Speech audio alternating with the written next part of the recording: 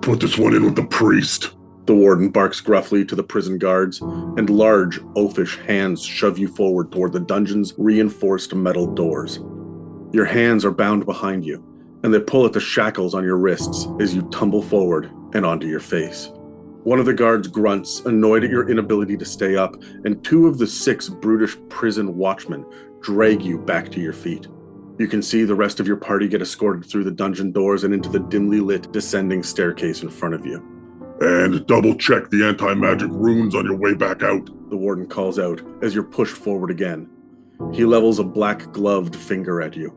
I don't trust this halfling or their weird friends. You grin. Sure, they found the lockpick set in the cuff of your gloves. And yes, they found the magic dagger hidden on the inside of your belt. But the look of surprise on their faces when they found the spring-loaded blade in the toe of your boot, and the runes of expeditious retreat etched into your teeth, that's when you knew they respected how dangerous you are.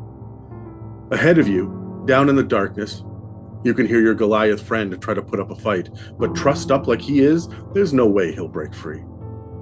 After a moment, the big galoot cries out before there's a heavy thud and the loud clang of a metal cell door slamming shut. Shortly after, 2 more cells are closed roughly. Your team is officially imprisoned. The stairs spiral downward into the cold dirt of this forsaken country, and you are taken down past the top 2 levels built of stone and metal where your friends are being caged with criminals, lazabouts, and other ne'er-do-wells. But you? You slapped the prince. You mocked the entire high court. You had the grand idea to use your scroll of major image to show the queen a realistic depiction of her precious man-child of a son making out with a fat, mud-covered swine. Derision, contempt, disturbing the peace, and malcontention. That was the verdict they laid against you, and damned if they weren't right on all accounts. Fuck this kingdom, you think loudly to yourself. And fuck the old wizard for sending your team here. Next time he can fetch his own dragon sapphire. At the bottom of the stairs, your feet hit hard dirt. The light from the guard's hooded lantern reveals a large room that would almost look like a giant root cellar if it wasn't for the 4 stone pillars spaced throughout the room. The manacles hanging from the pillars, or the hooded man hanging from a set of manacles by his wrists. The guards take you to the closest pillar and lift you up, upside down, locking your ankles into the cold steel restraints. They release their grips, letting you flop back against the cold stone, your hands still bound behind your back and your head dangling 3 feet above the dirt ground. The cloaked figure raises his head, and you can see the scruff of a sparse black goatee on red skin. The hood shifts, and you get the impression of large, eggshell-white ram horns curving back from the prisoner's hairline. From his neck dangles a simple wooden amulet that you recognize as the holy symbol that was on the orphanage that you rode by on your way into the poor district. The guards look at him for a moment, then turn their attention back to you to fulfill their orders and give you the message of pain that you've earned with your sharp tongue. It's less than a minute of fists and elbows to your face and midsection, but you're left spitting teeth, gasping for air and wincing from your freshly cracked ribs. The guards said nothing as they beat you, and they say nothing as they take their lantern and head back up the stairs. The darkness fills with the sounds of your ragged breath and the pounding of your heartbeat in your ears. After a long time, you've gained some amount of composure. A ragged, male voice says quietly in the darkness, "What did you do to earn your place beneath the castle?" "I had the gall to embarrass the royal family," you croak. "And you?" There's a short pause before the voice says, "I had the gall to be born." "Tiefling?" you ask. "All my cursed life," the imprisoned priest says back morosely. There's a long pause, and just when you think that the conversation is over, he speaks again. "And now, after 28 years of bigotry, fear, and distrust, I dare say that I might finally be ready to stop denying my heritage and turning the other cheek." He clears his throat and his voice becomes a little stronger and a lot angrier. "How would you like to get out of here with me and burn this royal family to the gods' damned ground?" "Deal," is all you have to say. And though you can't see him, he can see you. and he can see that the smile on your face matches his own as you and your new best friend begin to plot your revenge in the dark.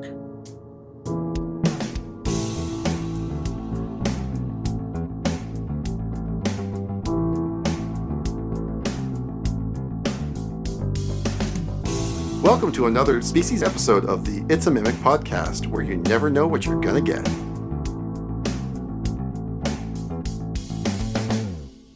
Hello, I'm Adam, and with me as always is Megan, and today we're joined by Miaca for this episode called Tieflings, Horny Little Devils. This episode covers all the things about Tieflings from the 2024 Player's Handbook that you might need to know. Before we get started, I just want to say happy Halloween to everyone. Stay safe out there. So, Megan, have you ever played a Tiefling? I'm not going to ask Miaca, that's all she ever plays, but like, Megan, have you ever played a Tiefling? I have not. I've never played a Tiefling in my life. Why? I don't. Well, I mean, we all know what kind of characters I like to play, and it's usually the human paladins. Yeah, human paladins, or just the shorter characters. I like my halflings. I like my gnomes. I like my humans. Anything that is of the smaller size and stature. Tieflings tend to be the larger of the medium-sized creatures. They can be shorter, but I just never really had the desire to do that. And for me, if I'm going to play something dragon-like, I would just play a dragonborn. Really? You think they're dragon-like? I do. Don't tell Pepperine I said that. Really? That's a hot take. They don't feel dragony at all to me. They're so fiendish in their lore and look. But I mean, I guess the horns and the tails, and I mean, some of them have art with wings. Like I can follow you a little bit on that. Like there's some similarities, but yeah, horns, tails, scaliness, teeth, magical background. Scaly. Like, come on. Miaca, today I would like to say scaly. So I would like to say Purpose is not scaly. She is a woman. All right, let's get into it, because I actually have some insight into the lore and their real descriptions, not what Megan has decided that these are all also dragon people. So let's jump into it. Tiefling lore has both simplified and streamlined to give you 3 lineages to choose from, which is good because the 5th edition Tiefling subraces were a bit convoluted. Normally in these episodes, I go over the current 2024 description and lore, and then fill in the gaps with the lore that was left behind in 5th edition. But honestly, it's a bit of a fucking mess, with 1 base Tiefling, a feral Tiefling, and 13 other variants across some much hated or pulled from print books. Honestly, the slate has been wiped clean now, and we're starting fresh. So let's just get into it and get comfy. They gave me 5 paragraphs in the PHB, but I've got 3 pages of notes. Tieflings are medium-sized humanoids that look like devils masquerading as humans, with 3 really distinct differences. The difference from being a human is, 1, they have horns that sprout from their foreheads or hairlines and generally sweep backward. Most of the art in the Player's Handbook shows the curved horns to be between 8 inches and 2 feet long at my estimate, and ranging in color from the Tiefling skin tone to a darker version of the Tiefling skin tone to white, gray, black, and any of the above with black or red lips. Sorry, not lips. Tips. I mean, lips and tips. Anyway. Also, sometimes they have ridges. I'm not going to do well here today. Sometimes they have grooves, and sometimes they're smooth. The texture is up to you. The second obvious difference is the fact that a Tiefling skin can be any color, but it's usually a muted tone, not fluorescence and not neons. In previous editions, Tieflings were a shade of red or a normal human skin tone. Now we have examples of purple, gray, forest green, orange, teal, red, and blue. So the online argument of can a Tiefling be blue is finally over. Yes, they can. Sit down and stop trying to ruin everyone's fun. Tieflings can be anything as long as they're not bright. The final noteworthy difference is that they have long, smooth, 4-foot-long tails that taper off to an end that's a single barbed spear. Now, it's not actually sharp, it's just that shape. This isn't a xenomorph tail, it's skin and flesh. It just ends in a point with a little fin sticking off. So when it comes to the lore, it's simple. This isn't a traditional species with a civilization and culture. Tieflings are based on bloodlines or location of birth. If you were born on the lower planes, you could end up a Tiefling to parents from other species. The magic of the lower planes has biologically changed you, or you simply have fiendish blood in your family tree. The good news is that the fiendish blood that courses through your veins doesn't mean you aren't a humanoid. It means, and it doesn't mean that you are evil. or prone to fiendish tendencies. Your alignment is your own, and it doesn't mean that you have an allegiance to the lower plane or any creature therein. This isn't like a fiendish warlock pack. The even better news is that you get some fucking magic powers, and that's pretty damn cool. But the bad news is that chances are good that you're going to run into racism and bigotry. This is because these have been consistent themes for tieflings in the last few editions, as they're seen as bad omens, cursed people, or just straight up fiendish agents. Other people see them and immediately fear and distrust them. So if you have a DM that's old school, is a stickler for lore, or has done some thorough Googling, you're likely to run into this. But I need to point out that this is no longer the case in the current lore. There's not a whiff of oppression, distrust, or bigotry. All of that has been removed from the lore. In fact, the majority of the lore about tieflings is just merely describing them and saying that your legacy doesn't define you. And then it lists a bunch of reasons why it does define you. But it doesn't define you compared to other humanoids. It's just giving the differences between tieflings. Before I let Miaca get into the stats here, let me break down the 3 kinds of tieflings. In the past, tieflings were diabolical, which is to say that they were from the 9 hells, and their whole deal was that they were devils. In Mordenkainen's Tome of Foes, you'd even get different spells depending on which archdevil you can trace your lineage back to. But that's it. Devils only. If you wanted to be a half-demon, the answer was no. Those are cambions, and they're monsters. They're not playable. Now, though, that's changed. Tieflings are essentially grouped into 3 types that are based around the alignments of the lower planes. If you're from the 9 hells, Acheron, or Gehenna, you're from the lawful evil corner of the Great Wheel. And yes, I know wheels don't have corners, but shut up.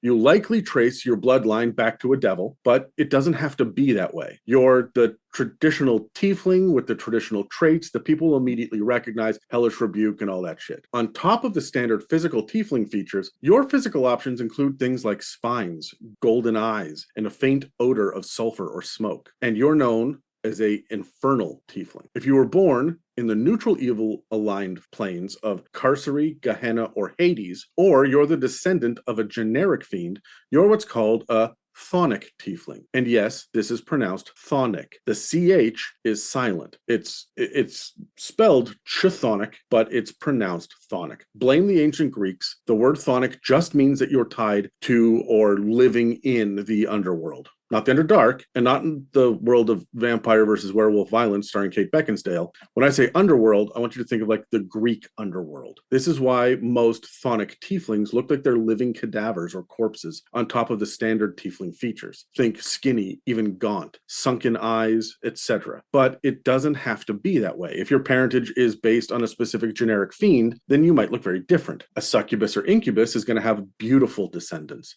A Rakshasa might make a tiefling with backward hands or some subtle animalistic features. Yugoloth descendants will look it depends on the kind of Yugoloth. Some of them are absolutely fucking bizarre. I hope you don't choose that. You're going to be a strange looking dude. The player's handbook suggests that you might look like a night hag too, but I fucking swear to God, this is my most hated thing in the player's handbook. Whoever wrote, edited, and greenlit that detail knows nothing about hags. A major part of hag lore is the fact that they steal babies and girls because they can't have children of their own. So no, you should not be able to have a great-grandmother night hag. It drives me fucking crazy. Anyway, the last group is called an abyssal tiefling, and this is, as I'm sure a lot of you have guessed, the chaotic evil portion of the Great Wheel cosmology.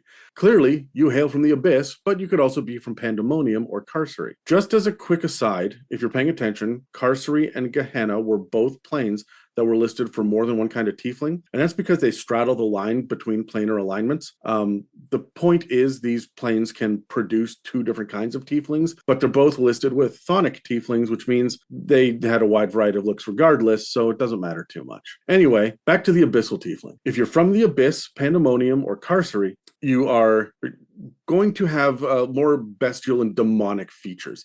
Things like fur, tusks, or peculiar scents. Most of these tieflings have demonic bloodlines specifically. So the last thing I want to point out is that these different planes tend to inspire some specific reactions in tieflings. This is a bit of a strange distinction to make here because they go out of the way in the player's handbook to say, hey, you do not have to line up your alignment to be evil. You are your own personality. You have your own distinct destiny. Don't worry about being affected by your heritage and your ancestry here. And then it gets into, although you might be. So the way that I've interpreted this is that there are emotional states attached to each plane, but I want to say that this doesn't mean that it's your whole personality. It's just a personality quirk that you might tend to give into more easily if you aren't careful. For abyssal tieflings, the entropy of the abyss might lead to mild depression.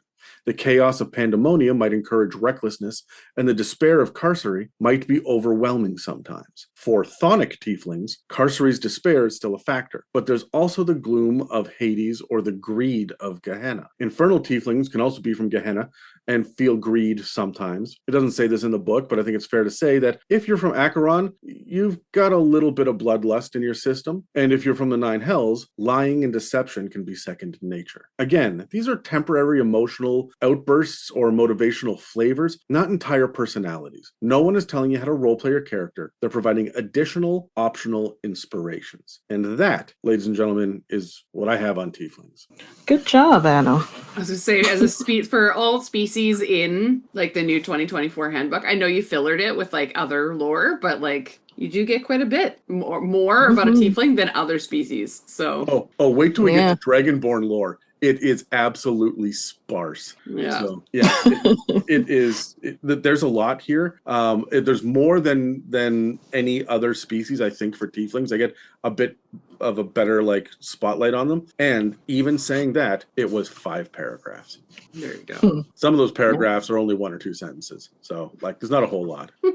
Anyway, Miaca, tell us about the stats. What do we get from our tiefling traits? All right, here are the stats. So, of course, tieflings are humanoid creatures. They can range anywhere between like 4 to 7 feet tall, or they can be classified as small, between 3 to 4 feet tall. So there's some range there. Hold on, I gotta pause you already. Megan, now you can play a tiefling. They're small now. Well, I technically they're size. That's what I meant. Is like you can technically do them small sized if you wanted to, because they're medium, and medium is anywhere from 4 to whatever it is now. So, but yeah, tiny dragon. They're not dragons. I'm mostly now just doing it to piss you off. So there you go. Oh man. They have a speed of 30 feet, and their special traits are the following. So we have dark vision, which is up to 60 feet, of course. And then we have fiendish legacy, which is a supernatural ability that depends on the type of legacy you choose. So basically, at levels 3 and 5, you learn like a higher level spell, which I'll touch on in a bit. The cool thing is you always have that spell prepared, which me as a tiefling warlock, I absolutely love this. So you always have that particular spell prepared, and you can cast it once without a spell slot, which is beautiful. And you regain the ability to cast it in that way when you finish a long rest. I wonder though. This is true of your first level spell too, right? Because at level 1 you get a spell. Yeah, you get a cantrip at level 1, don't you? Yeah, it's a cantrip. Yeah. I do wonder if it says that you regain the ability to cast it when you finish a long rest, but I wonder what the rules would be if a tiefling was playing a warlock. The way that it works, and I'll tell you right now, the warlock spells, you have to differentiate them on your character sheet. The warlock spells, your spell slots recharge on a short rest, but this is a unique thing connected to your biology, not to your like magical capabilities, right, or the pack that you get. So this is still only long rest. Okay. I mean, fair, right? Yeah. And of course, you can also cast the spell using any spell slots you have at the appropriate level. As a tiefling, you also get otherworldly presence. So you know the thaumaturgy cantrip. Casting the spell uses the same spell casting ability from your fiendish legacy trait. And that's what I have so far on Tieflings. Did you break down the actual fiendish legacies, like what those spells are? We will once we get into talking about legacies. Okay. Yeah. Look at your own breakdown, Adam. No. No. All right. But that being said, I am going to go into a couple of the differences that we see based on the report that Miaca just gave on 2024. The 2014 book technically kind of has a little bit less in the actual player's handbook as core. So in classic species breakdown, the things that you're missing out on, of course, are the ability score increase, but you get those in other places now in 2024. But if you were playing in 2014, you would get an increase to your intelligence score by 1 and your charisma score by 2. Otherwise, in terms of age, alignment, size, speed, dark vision, all that stuff stays the same. You don't see any changes there. However, some of the things you are missing out on is your hellish resistance, which basically means you are resistant to fire damage. So that is just kind of like a blanket thing that all tieflings got back in the day, but you don't quite see that in 2024. And I think that's because we lean more heavily into the lineages to kind of provide what you get as you grow up. But then when we get into the legacies, you will see a name change. So in 2024, it's actually called the Fiendish Legacy, whereas in 2014, it was called Infernal Legacy. But there was no difference in them in the player's handbook. You just got the one Infernal Legacy, which is basically you get the Thaumaturgy cantrip, which is the same. And then when you reach 3rd level, you get to cast Hellish Rebuke, and then at second level, and then at 5th level, you get to cast Darkness. So sorry, just really quickly. The reason for the name change is that Infernal means from the 9 hells, and that's what it used to be. Yeah. Now it can be from anywhere, so it's just fiendish. It's just a flavor difference. So I just want to point that out. Yep. But yeah, so that's what you get as like your kind of like infernal, like a legacy from your background from back in the day. And then of course your languages used to come from your species, so you would have gotten the ability to speak, read, and write common and infernal, which now, as we all know, you kind of get those features from your background, not your species anymore. But that's what you would have gotten should you have done that. But yeah, we'll jump into talking about the legacies now, because they are quite a big chunk of I'm sorry, I'm going to pause here. I'm going to make a flub here, Adam. Do you want me to go through every legacy in every book? Fuck no. Okay. Just say, I already said they're complicated as bullshit. Yeah. So fuck it. You can acknowledge that they exist and just focus on these ones. Okay, sounds good. So then what we'll do for this section then, Miaca, do you want to break down the legacies in 2024? And then I will give a Cole's notes of the legacies for 2014. Oh, no, Megan, sorry. I meant we're just going to focus on the 2024. The 2014 stuff. Unless you really want to get into it, that's going to eat up like 15 minutes. Exactly. So yeah, I'll just give I'll give a breeze and then we'll pass it back and then go over the fiendish legacies on your side, Miaca. Returning. But yeah, so that's the only legacy that you get within the actual player's handbook. But for anyone who knows anything about tieflings, it can get quite complex. So back in 5th edition, you actually got, hold on, let me count them. 1, 2, 3, 4, 5, 6, 7, 8 in Mordekainen's Tomb of Foes. And then you get 1 in Sword Coast's Adventurer's Guide, and then 1 in the Earth Arcana. So there's all kinds of options in 5th edition for inspiration that you guys can grab for doing other legacies. Hold on. There are actually 4 more because some of those have variants. Yes, there are variants. There's so fucking much. It's convoluted. It's bullshit. Yeah. Yeah. I counted 13 unique tiefling builds. Yeah. 1, 2, 3, 4, 5, 6, 7, 8, 9, 10, 11, plus the 2 variants. So yeah, they're in the teens. There's quite a few. Yeah. Some of them do just follow again, just variants, or they kind of break them down the same way that the 2024 book did, but some of them follow different gods, goddesses, or fiends and devils and stuff like that. So I think they actually call the player's handbook one the Bloodline of Asmodeus, which they don't call that in the player's handbook as written, but I think that's just what they called it since they started giving them names as they moved into making the Mordekainen's Tomb of Foes one. Yeah, that's exactly right. Yeah, exactly. So there's a lot of inspiration that you can find, but we are going to focus in. We're going to go back to Miaca and we're going to focus in on the ones that we get in the 2024 book. So Miaca, you want to get those a breakdown for us? All right, so with Abyssal, at level 1, you have resistance to the poison damage, which is perfect. And you also know the poison spray cantrip. At level 3, you get Ray of Sickness. Level 5, you learn Hold Person. If you choose the Thonic Legacy, you have resistance to necrotic damage. And you also know that. Sorry. I'm gonna call it out every time because I know everyone listening is gonna say it wrong.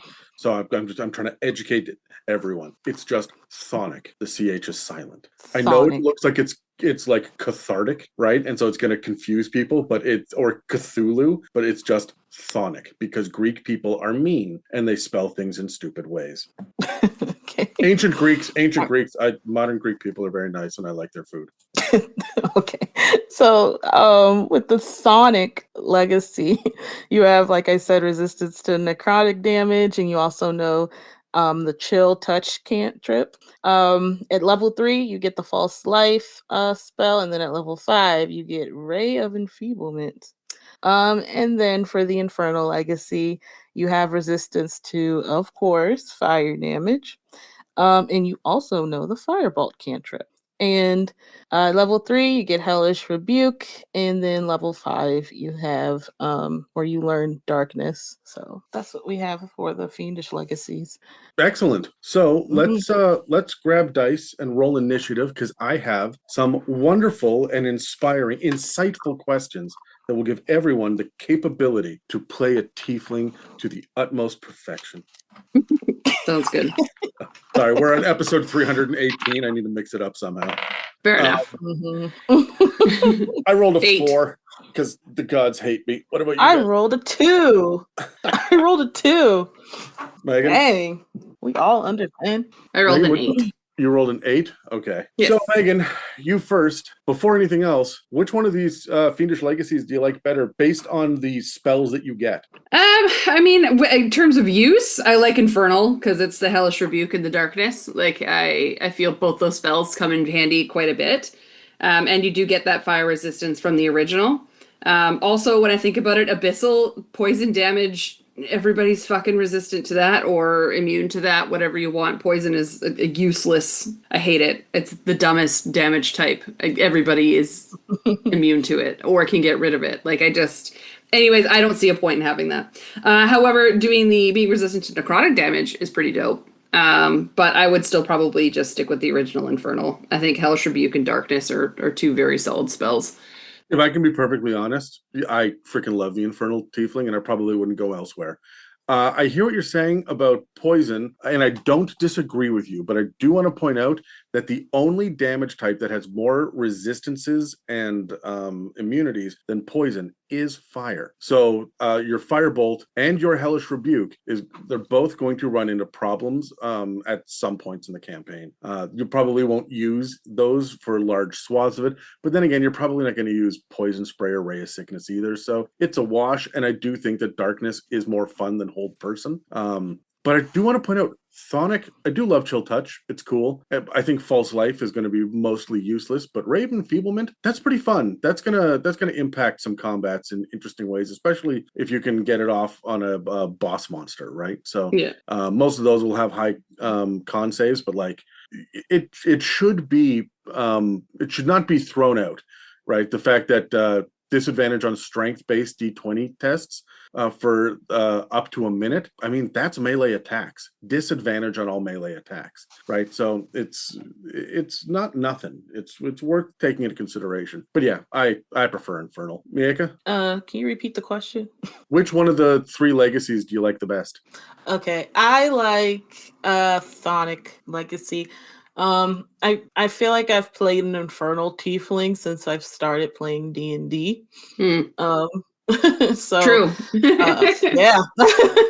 So it's all like, Infernal, I'm just like, yeah, I already know how all these work. I've seen them in action. I know how to like strategize and, work with these spells. So I really want something different. And so when I read about the Thonic Legacy, I'm like, okay, yeah, this is giving, it's like I'm in my sad girl era almost. And as soon as I saw Hades, I was like, okay, I can really play into perfect I character knew it background was here. because of Hades. I knew that it was the Greek tie there. It's purely the name. Yep. You know, it's not actually Greek Hades, right? I'm gonna make it be like I already have an idea in my head for my next character. So Yeah. yeah. I can imagine. Yeah. It's gonna be a love story. We know it. 100%. So, but yeah, I like the difference. Like, I like how we're not just in like hell and surrounded by fire. I like I like doing something a little bit different with Tiefling. So, yeah. All right. Let's talk about tieflings overall. Do we like this species if we are players? Not from a DM perspective, but like, do we like them as players? I've never really wanted to play one. I know that I feel like you have polarizing opposites on this episode, Adam, because I know Miaca loves them, but I am not overly intrigued as a player by them.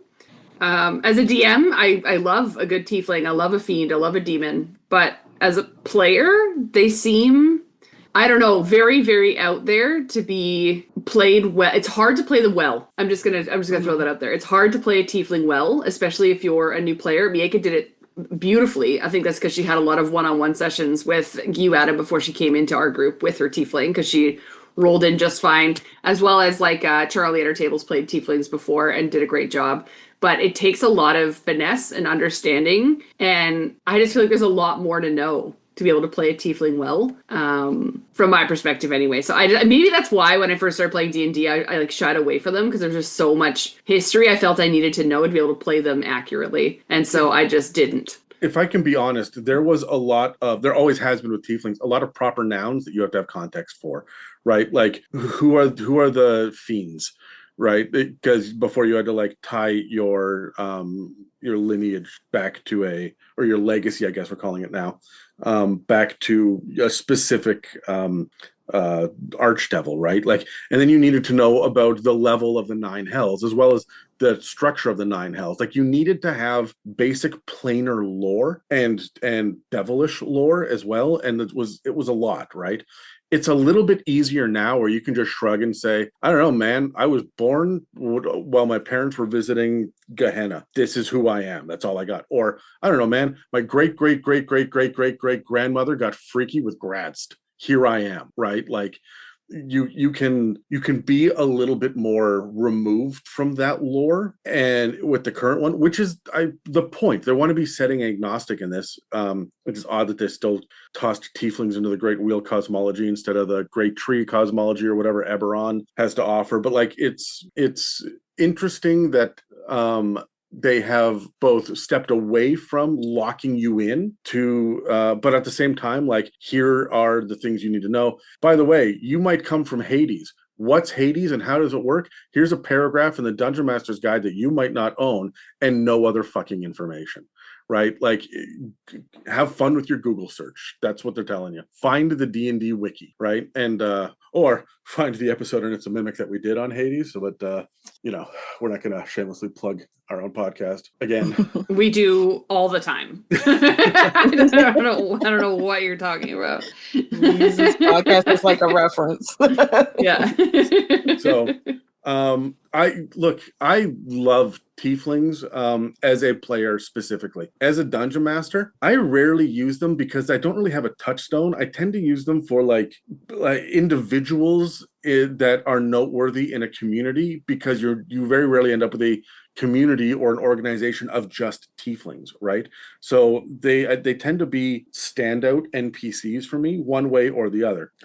You guys have run into actually, I don't even know if you did, Megan. I don't think you were part of the campaign. They ran into a tiefling named Sinsler, who was an advisor to a petulant child king. I remember him. Yeah, you also ran into Sinsler as well. No, I don't, unfortunately. We've had recently, Quarrel has showed up and has been a bit of a, I don't want to say love interest, but Bump and Ugly's interest for Casey's character. That's fair. I do. Yep, I know that. Miaca, you've had Discourse and Harmony, the brother-sister combo that were a couple of NPCs that like joined your party for a while, right? So Yeah. like I do like using tieflings, but you'll notice that for the most part, they're either an oppressed people or they're one-off, spotlight characters. And so I don't like them as a DM. I'd much rather play it as a unique, the world is out to get me, but I'm going to rise above my station kind of archetype as a player. I think that interests me. And I also love the idea that you can be small now because it gives me more of like an imp feel, and I'm all about that. Fair enough. Yeah, that's what I thought too. A small tiefling bard with cutting words and vicious mockery sounds fucking chef's kiss. So Yeah. That sounds like a Dan character, and I'm not about it. It's 100% Dan's character. A character you would do. Yeah. Oh my gosh.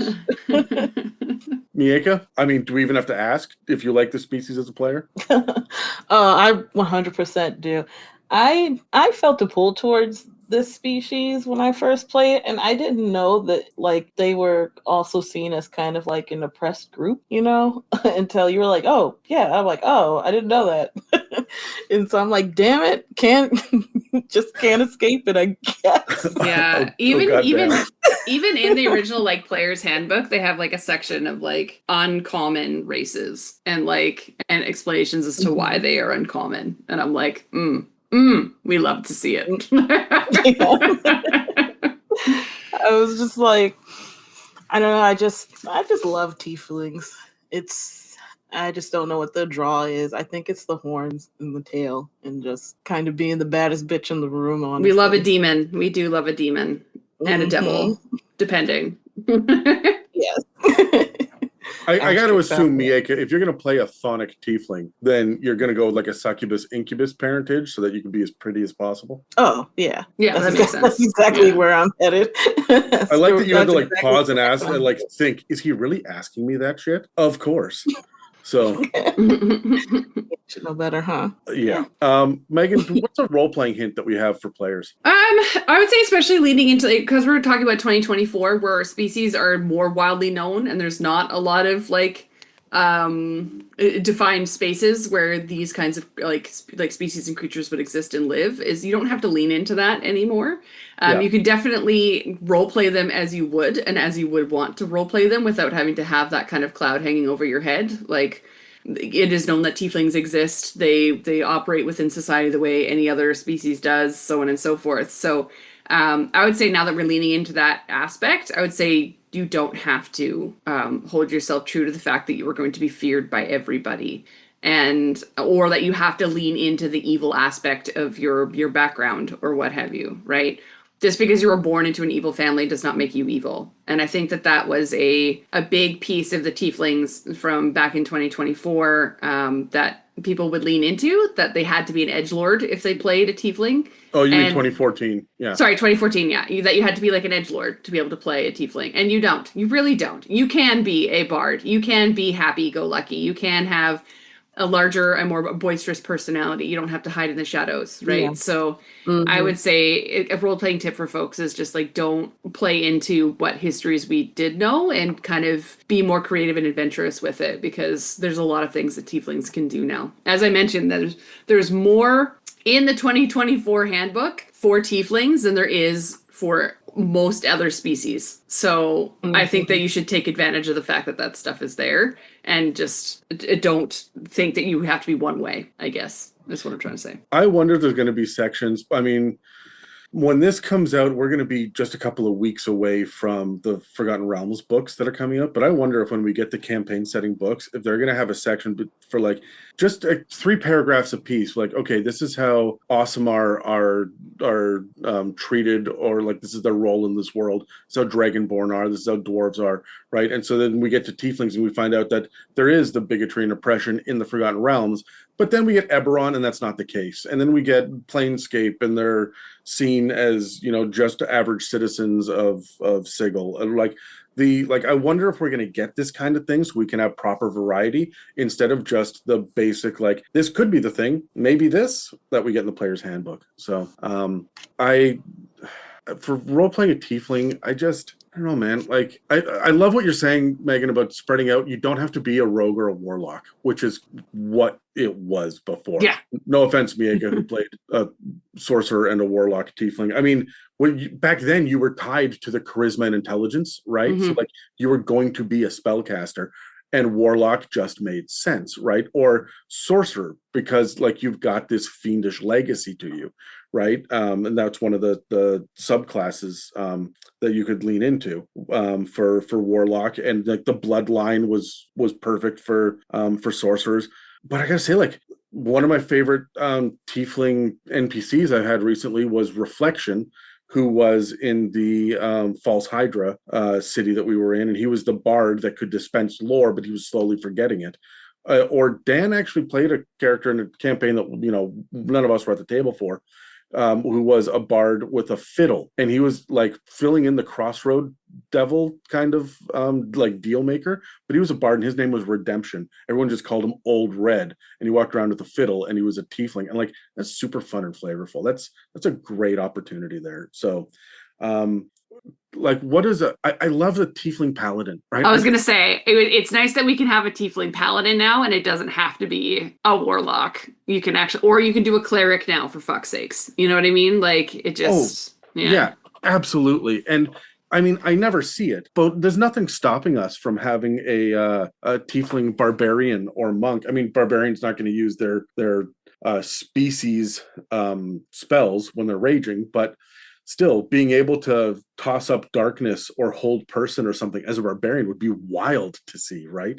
So there's some fun, interesting options. The point is, this is kind of a blank slate now. You have backstory, but it's not your personal backstory. It's your family tree backstory, right? Or where you were born when you didn't have a choice. So it's as wide open as a human, right? You can get really creative with this and kind of play against the archetype, which I guess, Megan, is what you were saying as well, right? Yeah, absolutely. The one thing I would say, though, is that you have a tail and you have horns. Don't forget it. And anytime that you do something, do you polish your horns? Do you have rings and jewelry that you would slide down onto your horns, like bracelets that are like molded to the shape of your horns? I've talked to Miaca when we did one-on-one stuff about how the like one-on-one gameplay where her tiefling had the opportunity to have like rings and bands and bangles around the base of her tail, right? Like you can get into this. Your tail should be a feature of you of like your emotional state. Not to say that you're wagging it like a dog, but like I would include it in your descriptions. And I think that would be something that would make you stand out from the rest of your party. Miaca, do you have a role-playing hint for players? For players, and don't just say give Adam attitude as a tiefling. No, that's number one. I think you don't have. I kind of feel like tieflings kind of get they're very sad, for some reason because of the oppression and stuff. But I just want to reiterate that they can be very powerful, characters to play in D&D. Like in your cold open, Adam, it was like you had a tiefling sitting there, like just waiting for revenge, right? Like they're about to go, like fuck shit up.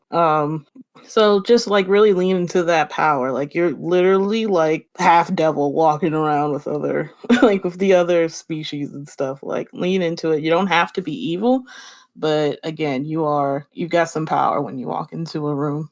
I was saying also you can absolutely lean into being evil, but and like do it with confidence for sure. We're just saying that you can do other things. You know what I mean? Like don't be scared. Because like here's the thing, I can see the character you're gonna make, Miaca, in terms of it's gonna be some kind of love story, Hades Persephone situation. Like you know what I mean? Like it's just gonna happen that way. So but it's just gonna be so cool. I can't wait for your next tiefling. Oh yes, I can't wait either. Yay!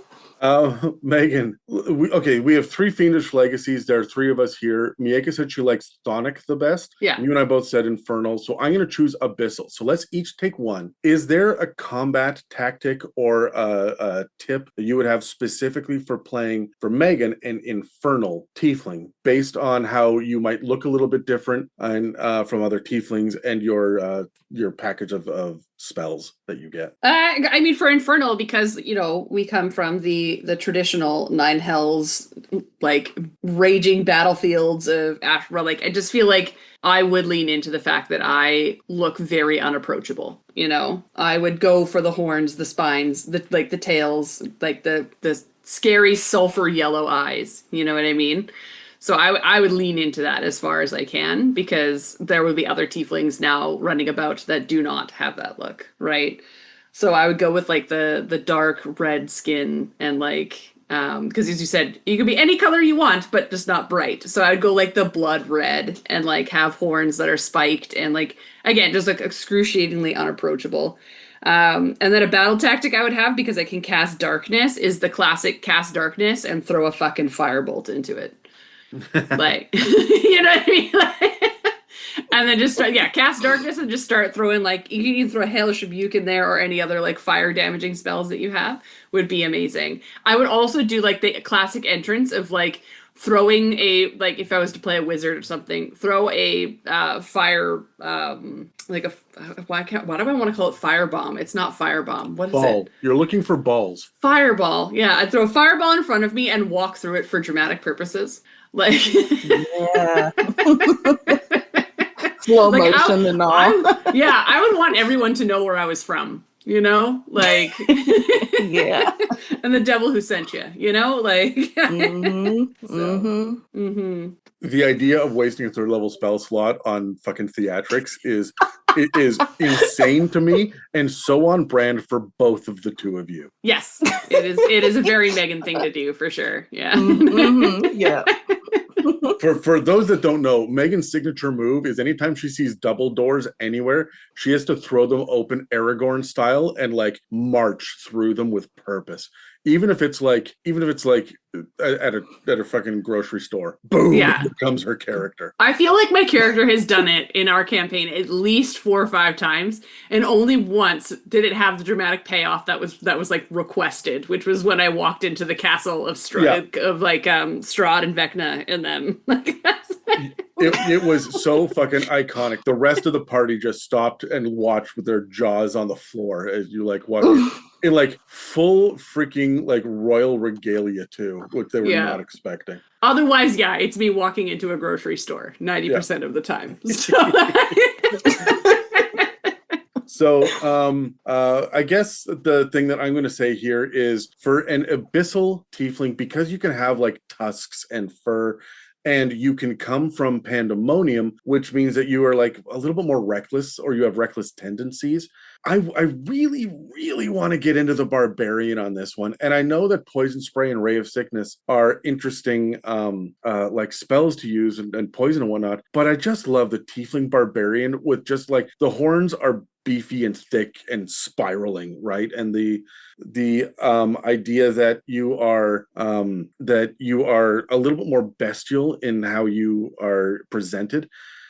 And I know that you can't maintain concentration while you rage, right? So like not even hold person is going to work, but it gives you the opportunity to, because you have quote unquote a peculiar smell for you as well, like the poison might make sense. You might smell like poison, and you might like, I would be looking for poison weapons as well to really lean into this idea that I'm some sort of like poison demonic creature, right? And that can, you know how barbarians are always opening their mouths and like putting their foot in their mouth and saying the wrong fucking thing because they're dumb. I like the idea of not doing that, because I'm still smart enough and I can use hold person to just paralyze someone and say, no, I speak now, and I freeze you where you are. So hold person would almost be for my social moments.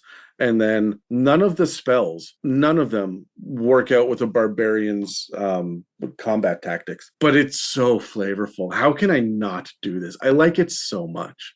So that's my abyssal tiefling. I want to be like buff and beefy and barbarian loincloth, plus like not hair, fur on the chest and shoulders, and like the long flowing like thick hair, giant like black tusks and horns and stuff, and almost claws running into battle. I think that's terrifying and awesome, and not something that I would have ever thought of with a 2014 tiefling. Yeah, I see what you mean there. That would be terrifying. Coming from a tiefling, yeah. Mm-hmm. Miaca, Phonic Tieflings. Oh, I'm leaning right into the succubus territory. And persuasion, charisma, all that. What Yeah. about the spell package that you have? So Chill Touch is doing necrotic damage. You're resistant to necrotic. False Life gives you a bunch of temporary hit points. And then the Ray of Enfeeblement actually gives disadvantage to your enemies on any strength-based D20 rolls for the next round. Yeah, I was reading that. I love that spell. The Ray of Enfeeblement one. So when you're dealing with Mhm. necrotic and trying to like boost up your health and take away other people's abilities or effectiveness in combat, what kind of class are you going to play for a Chthonic Tiefling with Oh, this spell man. package? I'm not gonna do Warlock. I've already been down that road. I don't know, maybe like a Reverse cleric. yeah. Or Yes. exactly how I played a paladin. I was going to say cleric, paladin, fighter, anybody with heavy armor. This kind of feels good for, right? Yeah. Mm-hmm. Yeah, 100%. I was gonna say like maybe like I'm really into like the heavy spell classes, so I was about to say like sorcerer or like a druid or something, but I think y'all are right with what you both said. I think that would be the I like that flavor for a druid because you're like making your opponents wither with both chill touch, right? Because it's necrotic damage, but also Ray of Enfeeblement.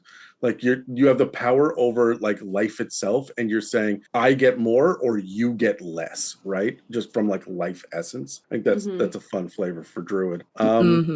Anyway, unless there's anything else, do we have any final thoughts on this episode? I'm more inspired by tieflings. tieflings. I'm more inspired, but I'm not quite as loving as Miaca is. Yeah. It's understandable. I love tieflings, and I can't wait to play a tiefling without the infernal. And I love the choices we get, you know? I gotta ask, are you going to play a tiefling next, or are you going to play something else? If purpose dies, I think I will play a tiefling. I've been kind of like looking into the elf, side of things pretty hard lately, but I think I will play a tiefling. Definitely a different class. I challenge you to play an ugly character. No. All right. It's not in my nature. There's something fun about it. I will say that. True. Yeah, I really like tieflings. I like what they've done with them. I've liked splitting them up across the three alignments in the lower planes.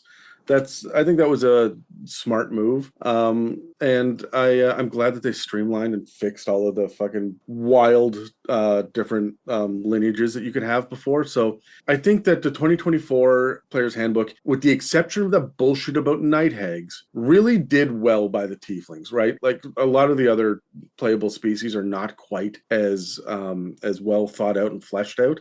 But I'm very, very happy with this. So anyway, that's our episode on tieflings. Megan, take us away. Thanks for listening to this episode on tieflings. Hey.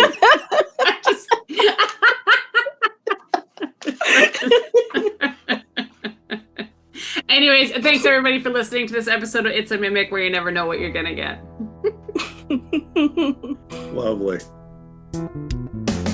That's all for this species episode of the It's a Mimic podcast. This episode and others can also be found on Spotify, Apple Podcasts, YouTube, and most other podcast apps. Please take a second to engage with a like, follow, subscribe, comment, or review to help push our engagement. Thanks for listening to It's a Mimic, where you never know what you're going to get.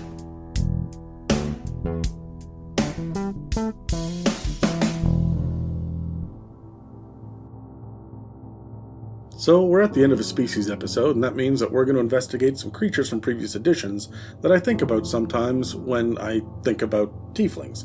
One of the unsung heroes of 3.5 was a Monster Manual 3, and I remember flipping through that book a lot when it first came out. So today, I want to talk about aerodemons. There would have to be a whole lot of adjustment and conversion when you were going to bring these forward to 5th edition or 5.5.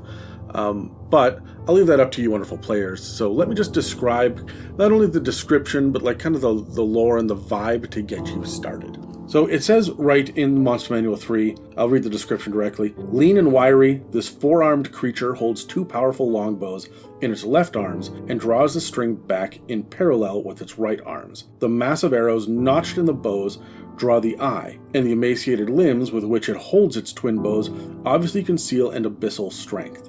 The creature's gray skin is oily and moist, and it's entirely hairless. The creature's long legs end in 4-jointed toes as it grips the ground as it walks. So the idea here is that this is essentially an assassin. It's CR7, and I like keeping it at CR7 because I can use it all the way through tier 2, and then maybe have a couple of them or a handful in tier 3 or 4. Your tieflings are all based, like we talked about in the episode, on lineages and where does their bloodline come from. And if you know anything about devils and demons, they are going to be very concerned with bloodlines and archdevils and all that kind of stuff. So you'll clearly make a decision at some point about your tiefling and who the parentage is, where the lineage leans back to. And if there was a sort of deal or an oath, or if the devil had some sort of slight against a demon or something, there could be a fiendish assassin sent after them. I might actually change this to be a Yugoloth, so that it could be an assassin for hire. But I love the idea of it wielding these bows. In the old edition, they had a composite bow, which did more damage. I think you could use strength instead of dex in order to hit with it. But we're just going to keep it as a long bow. We don't need to complicate it at all. But it had 4 attacks. And that multi-attack, I think, at CR7 with the longbow is good enough. If you were to just increase the damage, like you give it a high enough dex so it has a bonus every time it hits, and it is likely to hit, this thing will turn your players into pincushions, right? I think a couple of rounds against the thing is going to probably scare someone quite a bit, especially if you can have them show up and attack when a player is, like when your tiefling is isolated and alone. The other cool thing about it is archer, so it doesn't impose any sort of negatives for shooting into combat. It will ignore cover unless it's like total cover. It's going to have dark vision, obviously, and I like the detail about the toes, which means that I feel like it would like latch onto the ground and be very sturdy, which means you would not be able to knock it prone. It would just kind of hold still. The idea of these arms moving quickly and shooting bow after bow, or arrow after arrow after arrow from the 2 bows, and then maybe giving it like a reaction as well, like if you move towards it or you become visible for the first time, like you enter its sight for the first time, then, or like you leave hiding or it notices you or something, it'll get an attack as a reaction. Like you could really make this thing a flavorful, like almost like a turret, just sending out arrow after arrow after arrow. And of course you can flavor it with whatever poison, fire, necrosis, psychic, whatever damage you want to be able to hit your tiefling, but really like have this link back to their lineage. It's like this assassin was sent to clean up the bloodline of the offending party, right? I just think that's really cool and flavorful. So my question for you though is, if you had to inject this creature into one of your games and you didn't have a tiefling, how would you do it? If you'd like to support us, we have a store with some merch and a donate button on our website, itsamimic.com. You can also head to itsamimic.com to find a comprehensive episode guide and more information about the show. We do have a Patreon, which not only offers access to our exclusive Discord server, but also hosts over 100 episodes, including a variety of bonus episodes covering topics like 5th edition book reviews and the campaign builder, spells and gods, fae, homebrew inspiration, and even the Blood War. If you'd like to submit any mailbag questions, please reach out to us through any of the social media links in the show notes of this episode, or send us an email at info@itsamimic.com. This has been an episode of It's a Mimic, where you never know what you're going to get.